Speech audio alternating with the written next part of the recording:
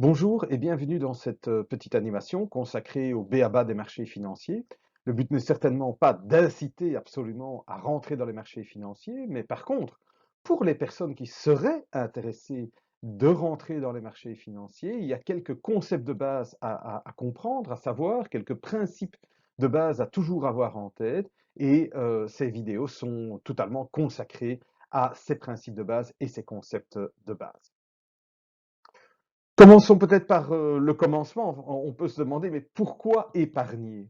Quand on a la possibilité d'épargner, bien entendu. En fait, épargner, c'est quoi? C'est renoncer à de la consommation présente pour pouvoir consommer dans le futur. Donc, le but est quelque part de pouvoir lisser la consommation par rapport à un revenu qui, lui, ne va pas nécessairement être lisse tout au long de sa vie. Ça peut se voir à court terme, donc c'est vraiment l'épargne comme une poire pour la soif. Si à un moment on a un revenu qui est en baisse, on doit pouvoir maintenir son niveau de consommation. Ça peut aussi s'entrevoir sur plus longue période, parce qu'on sait qu'il y a des périodes dans la vie, notamment la pension, où le revenu va drastiquement baisser par rapport à une phase où on avait un emploi et donc un salaire, un revenu. Et on a néanmoins envie de pouvoir conserver un certain niveau de consommation. Donc, on va là aussi essayer de lisser la consommation. Ça peut même s'entrevoir sur une très longue période, sur plusieurs générations, où on a envie simplement de laisser quelque chose à ses enfants, ses petits-enfants, et finalement d'essayer de lisser leur consommation. Donc, c'est une vision intergénérationnelle de l'épargne. En fait, la théorie que je viens d'expliquer a été modélisée par Modigliani, donc c'est la théorie du cycle de vie de Modigliani, qui part du principe ben voilà, que d'un côté, on essaye d'avoir une consommation la plus lisse possible tout au long de sa vie. On sait que notre revenu va suivre une courbe. Au départ, on a des revenus relativement faibles, donc ça va nécessiter une désépargne. Généralement, ça veut dire de l'endettement dans cette première phase. Puis on va avoir une phase où on espère avoir un revenu qui dépasse notre niveau de consommation et où on va épargner, notamment en prévision de la troisième phase, qui est généralement la phase qui est associée à la pension, où on veut conserver un certain niveau de revenu, même si possible plus élevé, malgré des revenus qui sont plus faibles. Mais comme je le disais, on a également cette volatilité du revenu à l'intérieur de chacune des phases de la vie, parce qu'on sait qu'à tout moment, on peut faire face à une réduction de son revenu. Et encore une fois, on essaye de lisser la consommation grâce à l'épargne. Après ça, il faut évidemment se demander, bon, mais pourquoi est-ce que j'investirais une partie de cette épargne? Pourquoi je ne la garde pas sous forme de cash? Ben, la première raison, c'est fondamentalement de se dire que si je renonce à de la consommation aujourd'hui, j'espère pouvoir consommer davantage plus tard. Mais consommer davantage plus tard, ça veut dire pouvoir dégager un rendement de son épargne.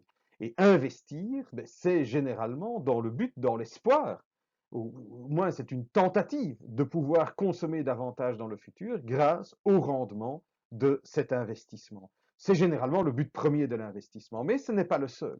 Le deuxième but, ça peut être simplement de façonner l'activité économique. Parce qu'il ne faut pas oublier qu'à un moment donné, si des personnes peuvent dégager une épargne et sont prêtes à investir une partie de cette épargne, au même moment, des ménages, des entreprises ont besoin de moyens financiers pour réaliser des investissements, que ce soit des investissements d'une entreprise, des investissements d'un ménage qui veut bâtir son logement. Et donc, quelque part, par l'investissement, on va financer l'économie. Et donc, on a un rôle à jouer qui peut être très généraliste, de dire voilà, moi je veux financer l'économie, je suis content comme ça, mais on peut le faire dans un objectif bien précis par rapport à un impact qu'on veut avoir sur l'activité économique. Et à ce moment-là, ça va demander des investissements dans des directions plus précises, mais c'est tout à fait possible et c'est un objectif tout à fait valable de l'investissement. Alors, comment on investit et dans quoi est-ce qu'on peut investir? D'abord, dans quoi? On peut investir en immobilier, on peut, puisque il y a précisément ce besoin de logement, On peut investir dans des entreprises qui ont besoin de faire des investissements pour se développer, pour grandir, pour exporter, pour imposer leurs produits, tout simplement, pour faire naître leurs produits. Le secteur public a également besoin de gros investissements, donc il a besoin de moyens de financement. Le secteur associatif, même chose. Puis il y a les classes d'actifs, l'or, les autres matières premières, des classes d'actifs peut-être un peu plus alternatives, comme l'art, le vin, il en existe d'autres. Donc on peut investir, soit de manière généraliste, soit de manière précise, de plein de façons différentes. Comment est-ce qu'on peut investir? Soit on peut investir de manière directe. J'achète un appartement pour le mettre en location. J'investis directement dans une entreprise dont je connais le propriétaire parce que c'est quelqu'un de ma famille, ou bien je ne connais pas le propriétaire, mais la thématique, le produit de cette entreprise m'intéresse réellement. Ou bien je peux faire tout ça, mais par l'intermédiaire des marchés financiers qui vont me permettre d'investir également dans toutes ces classes d'actifs, mais pas en lien direct nécessairement, mais par l'intermédiaire de ces fameux marchés financiers. Alors, évidemment, dans les vidéos que vous retrouverez ici, on va se centrer sur cette partie liée au marché financier, puisque c'est bien l'objectif. Alors, quelques principes de base quand on rentre dans les marchés financiers et dont vous retrouverez les vidéos explicatives ici sur le site. Euh, Simplement les citer ici sans trop d'explications. Un, comprendre les instruments financiers. Il y en a beaucoup. On peut essayer de détailler un petit peu les instruments financiers de base. Deux, toujours raisonner de manière multidimensionnelle. On a parlé un peu plus tôt dans cette vidéo du rendement. Le rendement ne peut jamais être la seule dimension d'un investissement dans les marchés financiers. Il faut toujours au moins y ajouter la notion de risque et on verra que de plus en plus, on y ajoute d'autres dimensions. Et troisième principe, c'est vraiment ce qu'on retrouvera dans tous les ouvrages dédiés au marché financier. Ce sera la première chose, c'est la diversification. Ne pas mettre tous ses œufs dans le même panier. Il y a également une vidéo qui est dédiée à cette thématique. Par ailleurs, au-delà des vidéos que vous retrouverez ici, on peut évidemment avoir envie d'aller plus loin, de se documenter. Deux références. D'une part, il faut savoir que la FSMA a toute une partie de son site internet qui est dédiée précisément à l'éducation financière, plutôt liée aux jeunes. Mais je dirais que pour tout débutant, ça peut vraiment être quelque chose de très intéressant.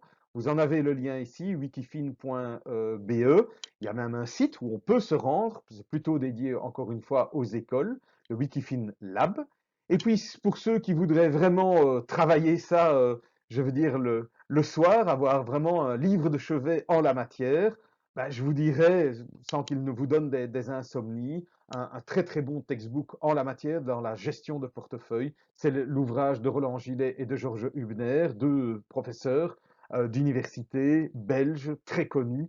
Donc leur ouvrage, La gestion de portefeuille, est un très très bon textbook pour ceux qui voudraient vraiment se spécialiser dans les matières de la gestion de patrimoine, la gestion de portefeuille et les marchés financiers. Voilà, je vous remercie et donc pour plus de détails, je vous renvoie aux autres vidéos ou aux références que vous trouvez ici. Merci.